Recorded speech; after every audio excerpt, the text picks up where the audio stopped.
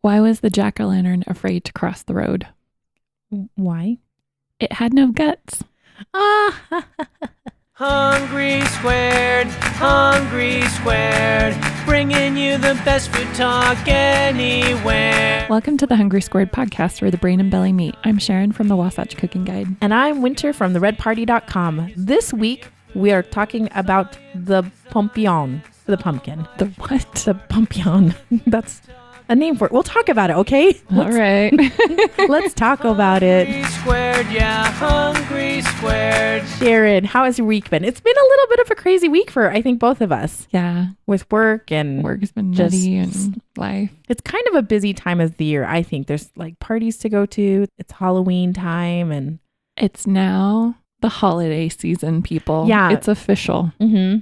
October to into the new year. Into the new year. Holiday season. You get a short break for Valentine's Day so you can have a fling and then break up with them before Valentine's Day. Or if you really like them, you keep it going. Or if you just want to enjoy the holidays, whatever. Like, or you break up with them before Christmas. Yeah, there's a lot of, you got to play your cards right in I've that done situation. It. We've all been there. Did you have anything fun to eat this week or terrible, or did you make anything fun this week? Yeah. You so did? we had ribs this week, which were really good. Yum. Made on the green egg. Awesome. But we tried a new recipe this week. Oh, tell me. It's called Taco Mac. And it is as simple as it sounds. I was like, And it doesn't sound super appetizing. no, it doesn't. I'm sorry. But it's better than Chili Mac, I feel. Because Chili Mac's got like the beans in there and stuff like that. And I think it's got too many detractors to actually be really good. Okay. So what's the base of the Taco Mac? Ground beef and onion. Okay. I added the onion. The recipe that I had didn't call for it, but I just threw it in there. You should do that. Like You should do that. Then it had diced tomatoes. Okay. So not drained. They're just, You throw just them in added there. in. Okay. Some water and taco seasoning. Okay. And you let that come up to a boil. And Okay. then you put in your macaroni. Uncooked or cooked? Uncooked. Oh, really? Yeah. So it's like a 1-pan skillet meal. That's awesome. You have to have kind of a deep skillet for it. Right. It worked out. Then the secret ingredient was some evaporated milk, Really? which I've never really cooked with that. I think I've baked with it before. Yeah, I've baked with it before. But I've never cooked with it. And Okay. so I didn't know what to expect. So you just added it to as a liquid into the broth. Well, Or not the broth, the so mixture. the noodles kind of absorb all this, Mhm. all this liquid. And Mhm. so once the noodles are done, / get cooked, right? right, then you pour in this evaporated milk. And all of Oh. a sudden you've got this lovely cream sauce. Really? Yeah, that's great. Then you just add some cheese to it and you don't have to use a whole bunch of cheese if you don't want to. You just chop it off. Mm-hmm. It's like a taco. It's good. Taco Mac. Yeah. Okay, what recipe? Where'd you get it? My friend gave it to me. My best friend gave it to me because I knew that she had this recipe and her kids love it. And it's very basic. Like, I'm going to put it out there. This is kind of like kid food, really. Right. But I thought that Ike's boys would love it, and they did. And side note, they also hate tomatoes. They didn't really notice them that much, and they ate all of them. Oh, okay. So I don't know what that's about, but I'm not going to complain. Okay. Was there a place was it just a handwritten recipe? It's out of a cookbook, but I have no idea what cookbook this is. You might have to go ask her so I Yeah. can put it in the show notes so people know. But it sounds like it was fairly easy. Yeah. Okay.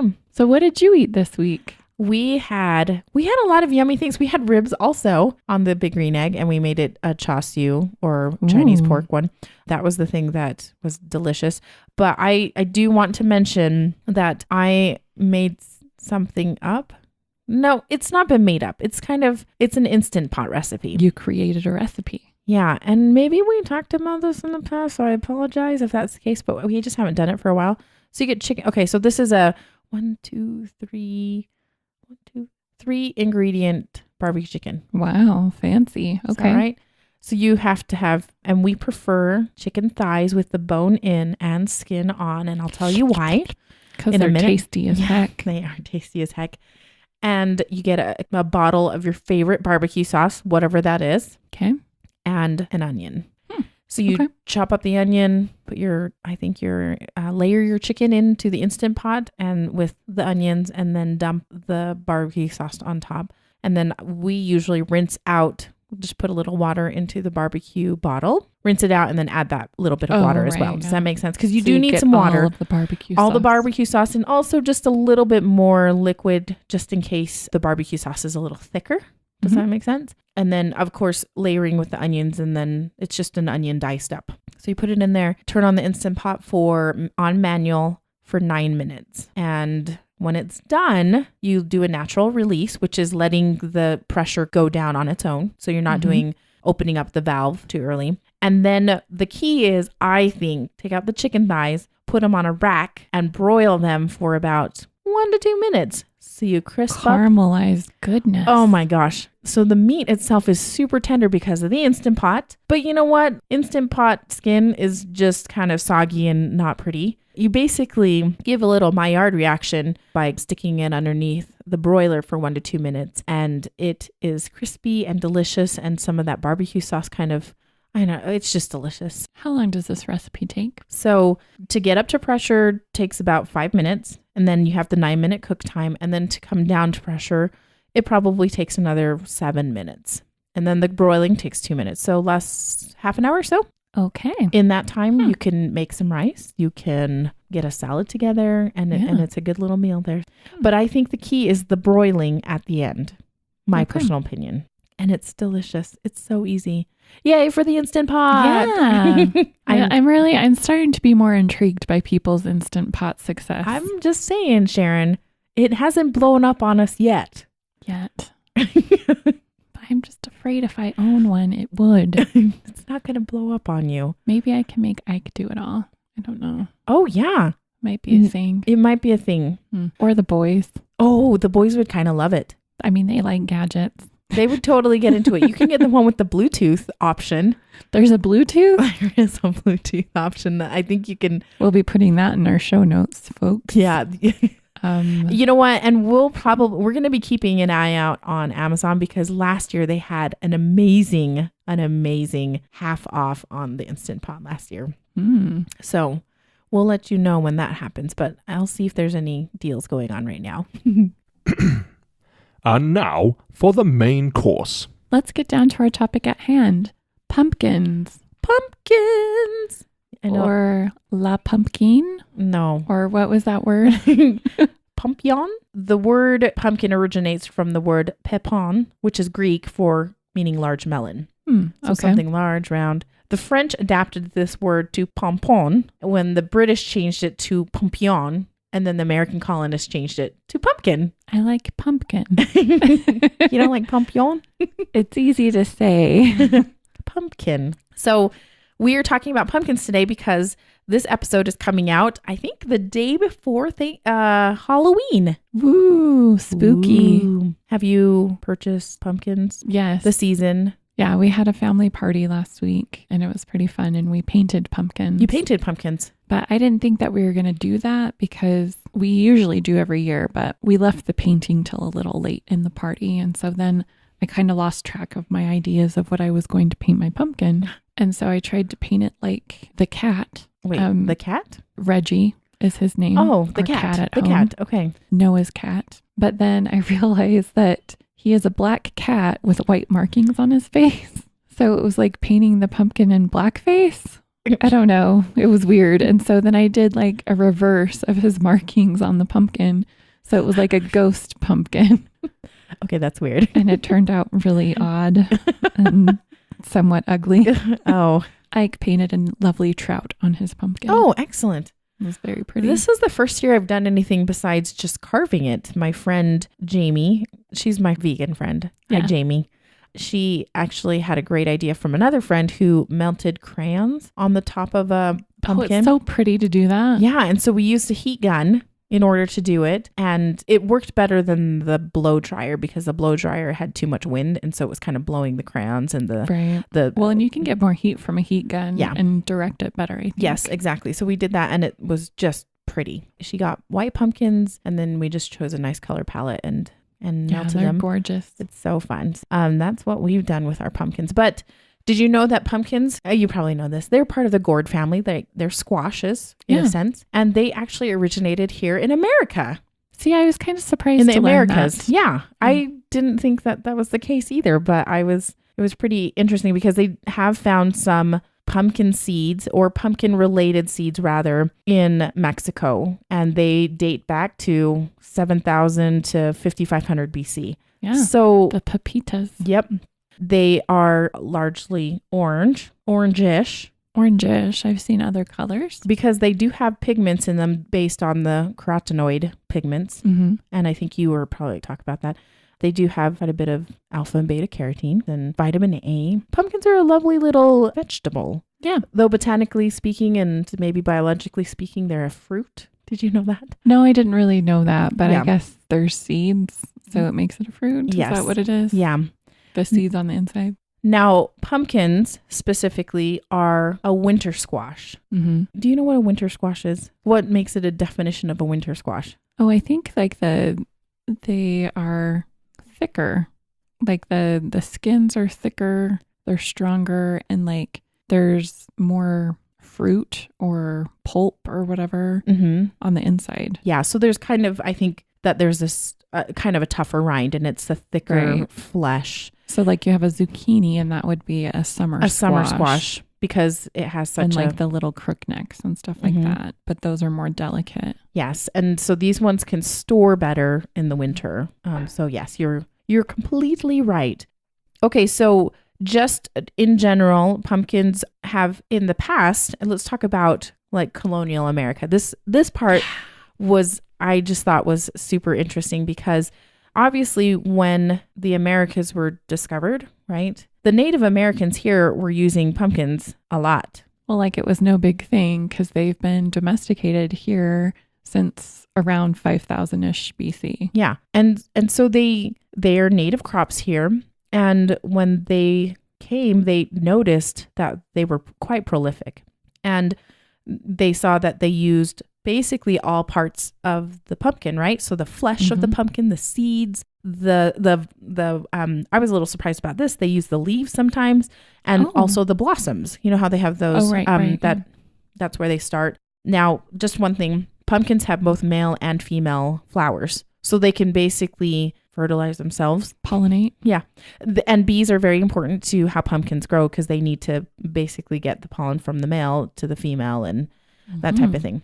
So now the way I thought this was so interesting. So once the Native Americans, they would basically what they would do is they would remove the seeds. They would cut the pumpkin into strips and dry them, kind of making like a jerky of sorts. Oh, that's cool. And they would preserve them this way, obviously just dried. And they would use them later down the lines. And they noted that these could be stored for years. Like I was just thinking, for the winter time.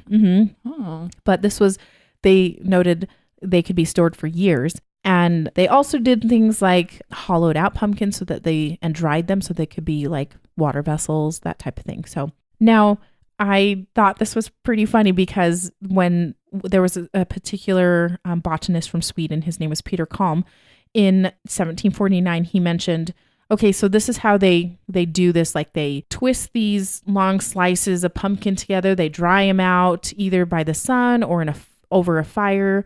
And then when they need to use them again, they go ahead and boil them and they taste really good, really great. So that was kind of reported about the pumpkin. Now, George Washington, he's like, we can do that. Like we should totally be able to do that. So he directed his farm manager to do the same thing at Mount Vernon with their pumpkins. And the farmer that was managing this, it was a failure. He just basically said, really? I tried it. As you directed, I sliced it up. I dried them, but it did not lengthen their preservation. It didn't keep as long as the Native Americans were able to, which is years, like they said. So Native Americans are master chefs. yeah, exactly. So that I thought that was interesting that they had methods for that. The other thing I also thought was interesting was that the Native Americans would plant them. It was considered one of the three sisters. So they would plant them with beans and corn. Oh, so beans, corn, and pumpkin were the three sisters. So the corn stalks would act as a natural trellis for the bean vines, so they could kind of go up. And the beans put nitrogen in the soil for the corn. Then the pumpkin vines would cover the soil so to keep the moisture in and kind of provide shelter for maybe some roots that were a little on the shallow side. So they were called the three sisters. And so they had really got that down. Like they really knew how to cultivate what they needed to. So the other couple of things that I really enjoyed was the cultivation of how it basically started being used in the colonial American times. So in John Joslin's New England's Rarities Discovered, it was published in the 1670s, and he talks about certain recipes. The first recipe noted was a side dish made from diced ripe pumpkin, and it was cooked down in a pot basically all day. And then it was cooked in butter. Once it was all cooked, then butter and spices were added. Basically like, mashed sweet potatoes, if you think about it. Okay. So I just thought this was fun. And I'm going to mention one other one in a little bit after we talk about one area about drinks, pumpkin drinks. So I know that you're going to be talking about that. So I'm going to circle back to that at some point in time. So yeah, so that's kind of a brief overview of pumpkins. They've been used. I mean, I don't use pumpkins to eat mostly. I use pumpkin pies, but they really use them a lot in back in the day. Yeah, I think one of the most interesting things I found was that pumpkins are native to Americas, to North America and South America, Central. And so I just thought it was really interesting that we don't actually use them more often. Yeah. And I thought, maybe I'm going to start doing that just because. Yeah.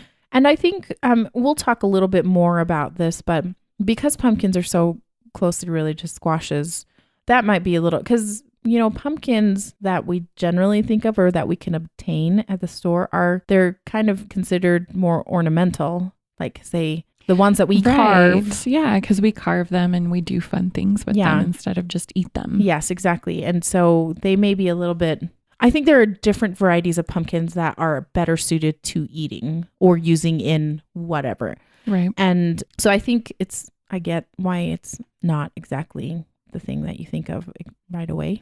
Right.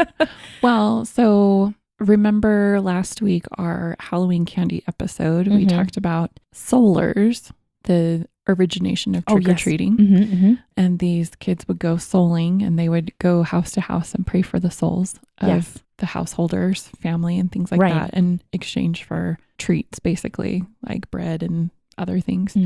But one of the things I didn't mention was when they would go souling, they would carve vegetable lanterns to light their way. So basically, is that the origination of the jack-o'-lantern? Yeah. Oh, okay. And so back then they were mostly turnips.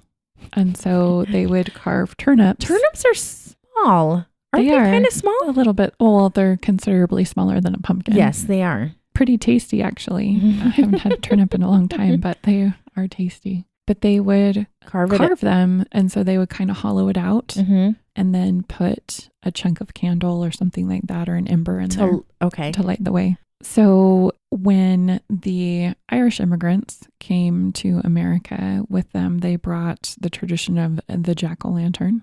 Okay. And they saw that obviously pumpkins are plentiful here. They are prolific. And so that came the go-to vegetable to carve. Versus the turnip. Versus the turnip.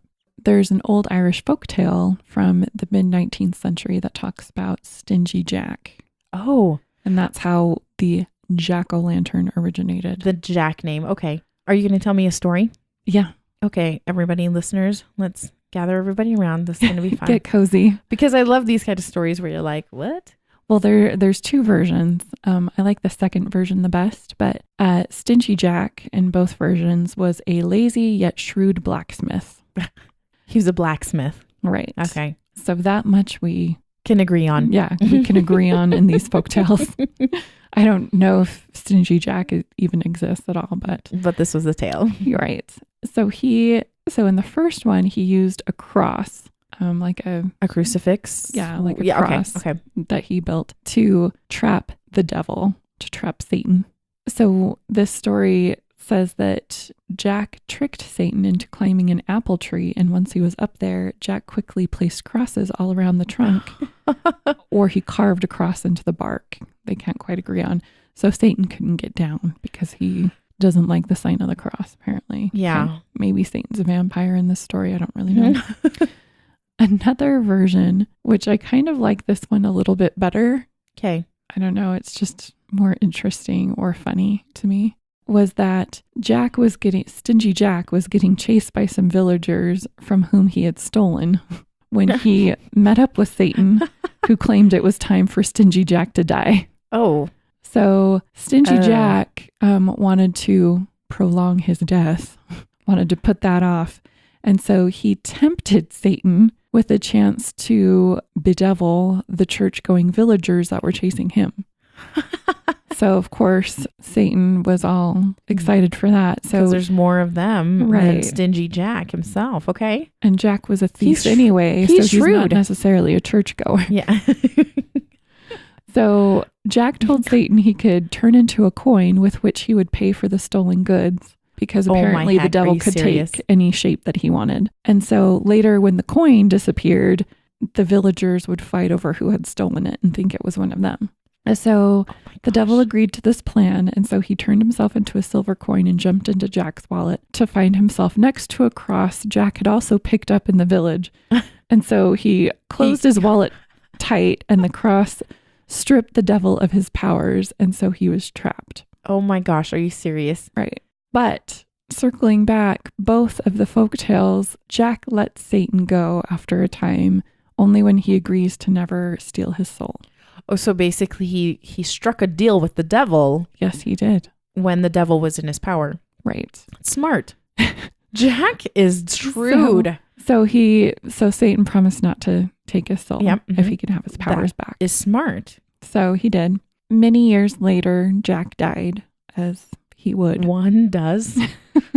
And so Jack, thinking that he had it made, of course, lived an even more sinful life. So he was not admitted to heaven. They were like, nope, Yeah, we're not taking you. we're not taking you. You got to go down to the hell. Yeah, but he wasn't admitted there because Satan, they had this deal. So Jack now had nowhere to go for his eternal rest.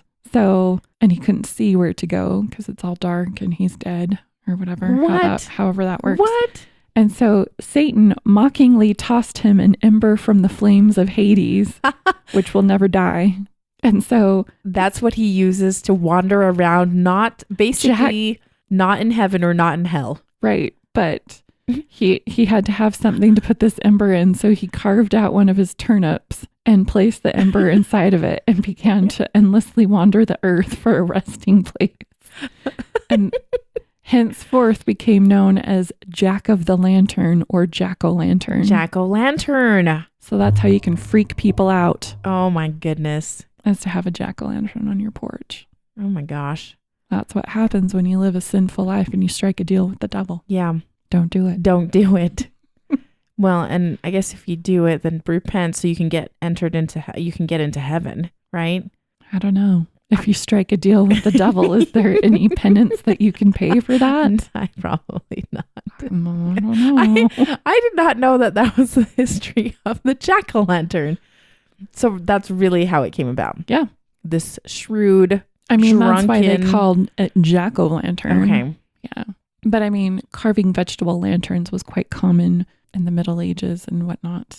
So Here's an ember from Hades. from Hades that will never go out. Yeah. Dun, dun, dun. And so the modern day jack-o'-lanterns are usually comical, Yeah. sometimes scary. Yeah. Most or of them are. sometimes they're arty. There's some people like the guy that does he's the fastest pumpkin carver per the Guinness Book of World Record. I watched a YouTube video of him carving out Mount Rushmore. Nice. It was pretty. Mount Rushmore Yeah. and pumpkin. Yeah, it's That's impressive. crazy. It was cool. He did it quickly and it was impressive. Yeah. But I like how pumpkins are well, they're of the season. It's not just Halloween. It's into Thanksgiving and Christmas and stuff too. Me too. Do you like pumpkin pies? I do. I do? haven't always liked them. Oh, I've only liked them as an adult. I feel like I think it's an acquired taste. That was my dad's favorite pie. Mine too. My mom always makes them too every year when he can eat all by himself. That is really nice. That is really nice. Mm-hmm. And so we grew up on pumpkin pie. We never really had much of other types of pies. That was like our way of embracing being American, I guess. Oh, nice. I don't know. Okay. As American as apple pie, but it's a pumpkin. Exactly. Native American. Come on. Oh, I mean, true. That's they were the OG, man. I mean, they were OG. That's the real pie. Americans. Yeah, exactly. So the pumpkin pie, I know this is like it's all part of the holiday season. It's all blending together. Mm-hmm. Have you? I kind of want to talk a little bit about the pumpkin pie and especially the Libby's pumpkin. Well, they're synonymous, right? The Libby's canned pumpkin are synonymous with pumpkin pie making. Yes. So I did not know this about the Libby's pumpkin pie puree. Sorry. I guess it's, you can find a couple of different products from Libby's. Mm-hmm. There's the straight pumpkin puree. Mm-hmm. And the other one is like the pumpkin pie one that's kind of already spiced, I think. Oh, does that sound right? Makes sense, yeah. It's been a while since I've made one. Yeah, my mom usually gets the plain pumpkin. And she does her own pie spice. Right. So I really enjoyed. So they, like I said, back in the colonial American times, they really started getting super creative about how they were using the pumpkins, and so. But one thing I didn't realize though, with the Libby's pumpkin pie puree stuff, it's not the type of pumpkin that you think of that you can buy at the store. Do tell. So the the jack-o'-lantern pumpkins, those are considered, jack-o'-lantern pumpkins. They're the bright pumpkin orange. Pumpkins. Yeah, pumpkins. That's what you think of. Yeah. The ones that are usually conveyed in pop culture. In the Cinderella cartoon. Yes, the pumpkin turns into a carriage. Hollow, the Legend of Sleepy Hollow, right? That kind of pumpkin that people think of. The Libby's pumpkin is not, however. It is actually maybe a little bit more related to a squash. Excuse me, it's not a pumpkin? It's kind of looks like a pumpkin. It tastes like a pumpkin. It doesn't look like the jack-o'-lantern pumpkin. It actually has kind of more of a tannish gold outside. So it doesn't look like a pumpkin. It's got the shape of a pumpkin. So does my head. My head's not a pumpkin.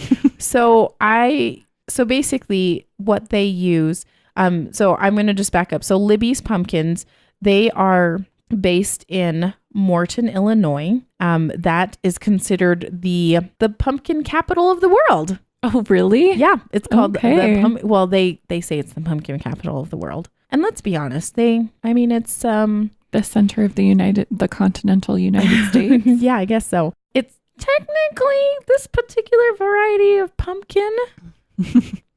Go on. It's a proprietary strain that they developed, but it's tan skinned and it's called a Dickinson squash. It's not a pumpkin.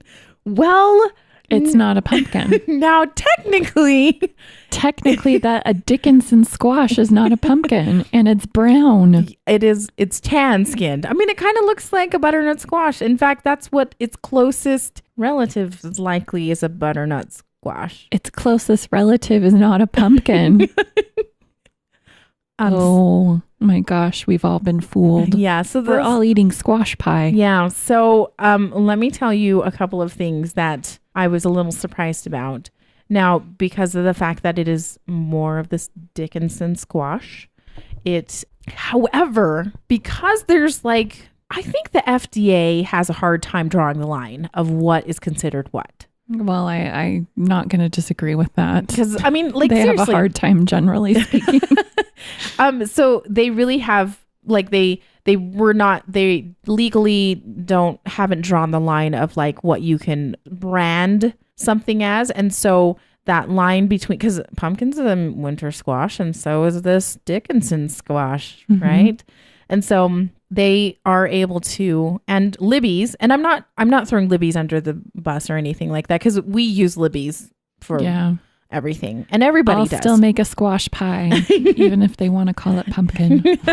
And other canned people, like other canned pumpkin puree brands that do it, they also may call it pumpkin puree, but it maybe is more of a combination of pumpkin or squash or other such sundry items. And the other thing is that could be other plant varieties too, other types of squash that could be in there as well. But you know what? Ultimately, it gives you that like lovely texture, and yeah, it's quite lovely. Now the tans, I do want to point out, even though the skin of this Dickinson squash, or this proprietary variety of the Dickinson squash, is tan on the outside, when you do cut into it, it is quite orange. Okay. So at least it's orange like a pumpkin on the inside. Yes. So don't be so dang critical, dang it. I mean, come on. You've been lied to. Now, I don't know if you remember this, but last year there was a little bit of a shortage on the Libby's. Yes, Did you notice that?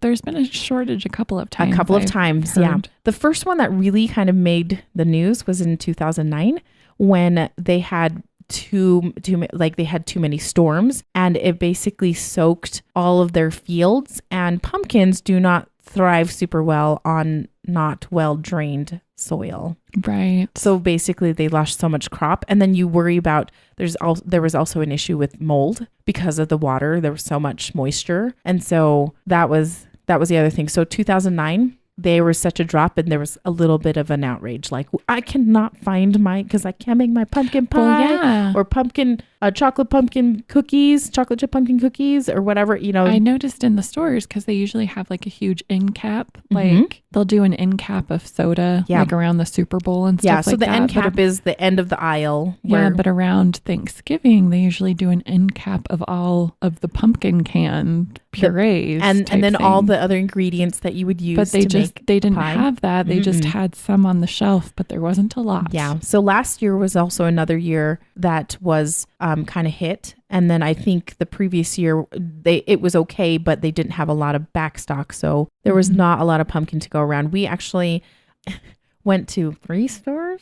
We needed to go find some, and we went to 3 stores, and we finally found it at one store, and we basically bought all of the cans of pumpkin that was there, which was only like 6. So you left other people out in the cold as well.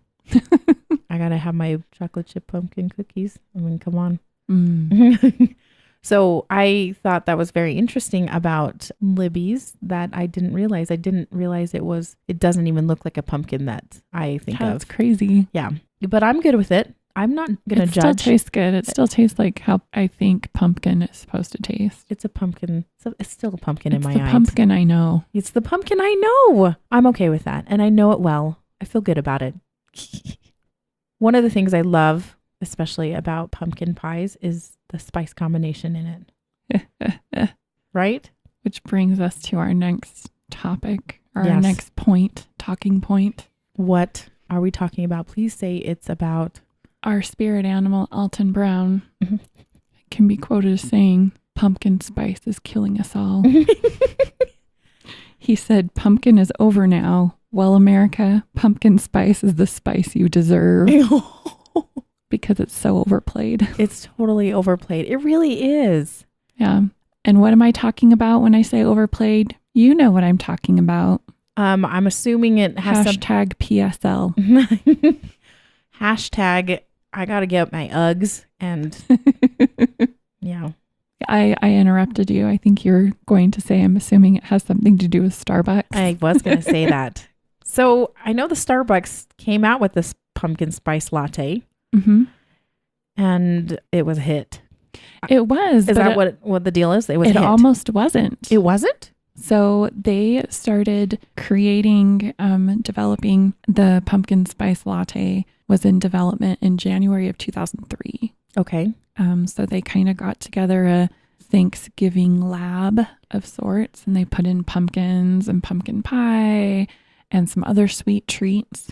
because they wanted a new seasonal beverage to offer. Which makes sense. I mean, you can only do so much peppermint, Right. Peppermint or caramel or... Well, so what they had in production already was a peppermint mocha that was super popular. Okay. And an eggnog latte, which was also pretty popular. And so they wanted a third offering. And so the pumpkin spice latte almost did not come to pass because when they had a couple other options, there was about 10 in total. And so when they gave the products out to testers, the pumpkin spice latte kind of fell right in the middle range. Oh, so it was not a clear winner. No, it was not a clear winner. In the taste tests. No. Okay. And so in the taste test, the other front runners were a chocolate caramel and a cinnamon. Oh, what is it? I think they just called it cinnamon spice. Which would be super yummy too. Right. And happens to be one of the spices in pumpkin spice. Right. So again, they did another test run of it. And they did some more research and discovered that there wasn't anything pumpkin on the scene in 2003. No pumpkin flavored anything really in 2003. You know what? And you gotta be a front runner. You gotta start thinking new flavors in order to be new and fresh. So, right. So they kind of so they just pushed it. Yeah, they pushed it and they kind of tweaked it a little bit because they had some things. So they had a couple of different flavors of the pumpkin spice latte at the beginning. And so they had some that were pumpkin heavy and spice light. And then what they settled on was a extremely pumpkin light, spice heavy combo that was the clear winner. So interestingly enough, though, it wasn't until 2015 where we actually saw pumpkin as an actual ingredient in the pumpkin spice latte. What? Yeah, before then, it was just the pumpkin spice and some artificial flavorings. Of pumpkin. Right. Okay. So, like which you can basically... nutmeg, ginger, clove, whatever. It's proprietary. Yes, but of course. You can find out the ingredients a little bit. So somebody who had made waves was the pseudo food scientist, food babe, Vani Hari, if you guys have ever heard of her. I've never heard of her. Yeah. So she tries to quote unquote debunk some food facts and things like that. And, they're really trying to poison you and your soda and different things like that. Mm-hmm. And so she had come out with this huge article that went viral about how there's no pumpkin in the pumpkin spice latte and how there's an ingredient, there's a caramel color that's a potential carcinogen that could kill you. And so that's actually not super true. Health Canada, there's a food association in Europe that have all approved these low levels of this coloring and that is not a carcinogen to humans. It's not carcinogenic to humans.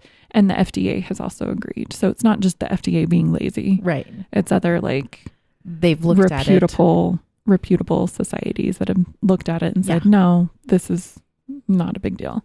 But it did create such an uproar that Starbucks finally decided to put what's called a pumpkin sauce base in their pumpkin spice latte. Instead of the artificial flavors. Mm-hmm. Oh, okay. A pumpkin sauce. So the sauce consists of a little bit of pumpkin puree, sweetened condensed milk, sugar, and some other goodness.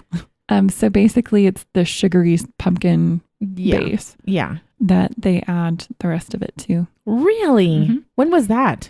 2015. Oh, so just recently. Just recently because of that article that came out and all the hubbub that it created. Right. Really? So, I mean, even if you're not right, you can still create quite a stir. I know. You got to be careful. The pumpkin spice latte is Starbucks' best-selling seasonal beverage. I am sure it is. It's only sold basically 1/4 of the year. So the last quarter? It's sold, a little bit more because they'll sell it for 4 months. So it's September through December. Okay. Once, I think it was in 2014 or so, they came out early in August, at the last week of August with it at select stores because they just wanted to hype it up. But between 2003 and 2015, when they revamped the recipe to include the pumpkin sauce, more than 2 million were sold. Really? Which is a high number considering that it's only sold for 4 months of the year. Yes. And man, So, that's a lot of money. It's crazy. That's a lot of money. Oh, yeah. So, yeah. That's crazy. Sharon, can I really interject? I know that you have some other things, but I think the colonial Americans came up with the original. The original pumpkin spice drink? I think so. Tell me about it. Yeah, it's just an interjection. So Tori Avey, she kind of writes history and food. Like she has a blog and I'll link to it. But she mentions that it was kind of a trend in the 1800s to really figure out a way to make pumpkin into incorporating pumpkins into their holiday meals and that type of thing. And basically she notes that the earliest sweet pumpkin recipes were made from pumpkin shells they scooped all the stuff out, well, most of the stuff out, and filled it with the ginger spiced milk and then roasted it by the fire. Okay, that would be good. That would be dang good. Don't you think that would be yummy? Yeah. Okay. This is the OG PSL. Okay. Just wanted to interject that. Okay, continue on. Sorry. But for those of you that need that kind of holiday seasoning or whatever, that holiday flavor all throughout the year, I would highly encourage you to get a chai latte. The chai tea, really, like Ryan Reynolds said in a movie once, it's like Christmas in a cup.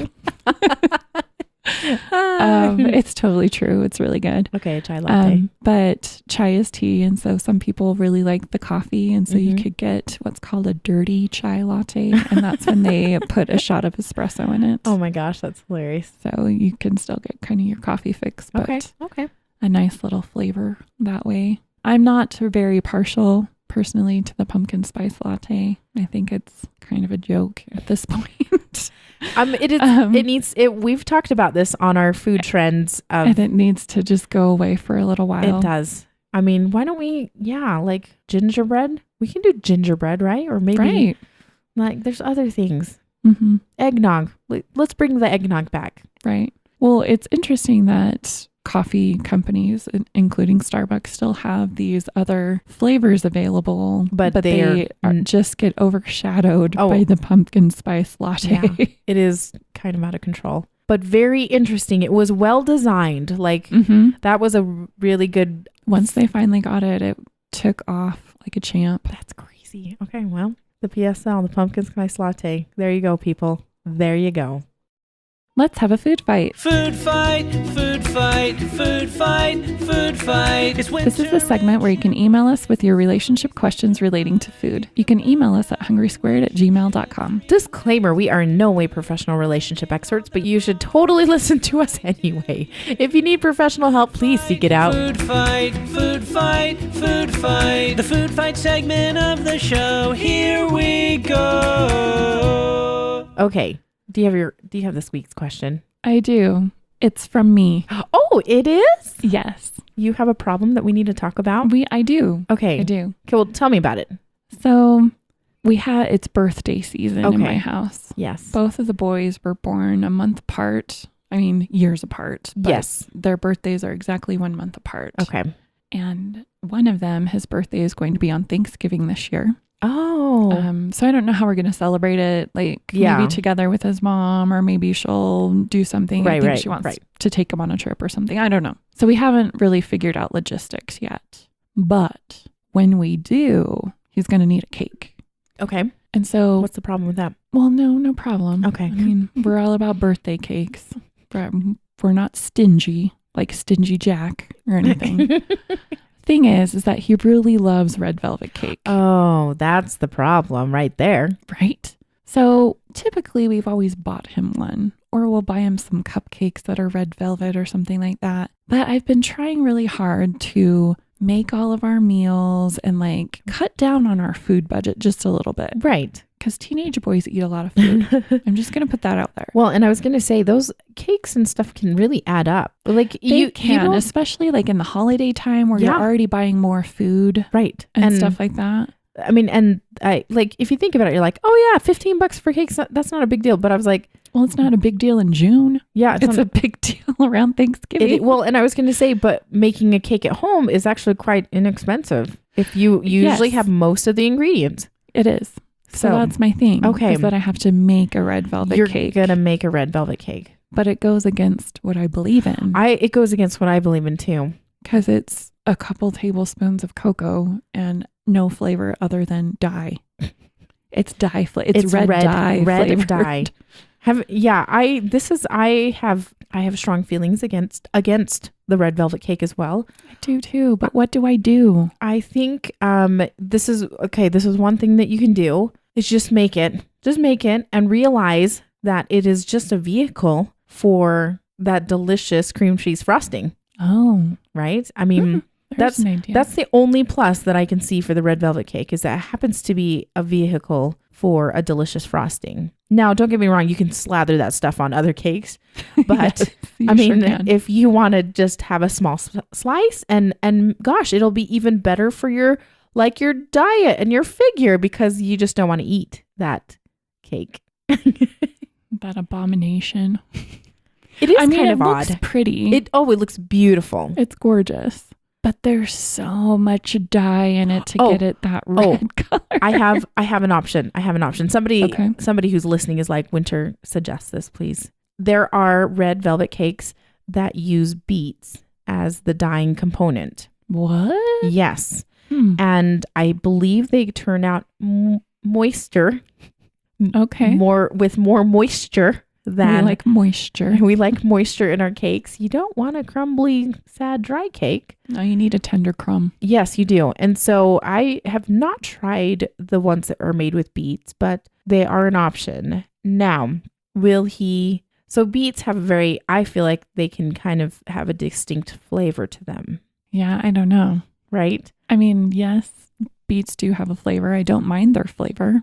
I don't like a pickled beet. I like a regular beet. I love pickled beets and regular beets. So yeah, so I think you need to be careful of how much you're using to put it in there. But I really think you can get away with it because the sugar and the cream cheese frosting is going to kind of hide like all of it. And let's be honest, there's really not that much cocoa powder, right? Yeah, there's always...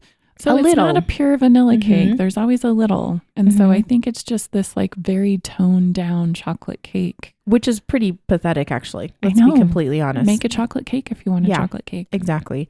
So I am going to put in a couple of, because I believe Smitten Kitchen has one. Oh. So let me check and see. Okay.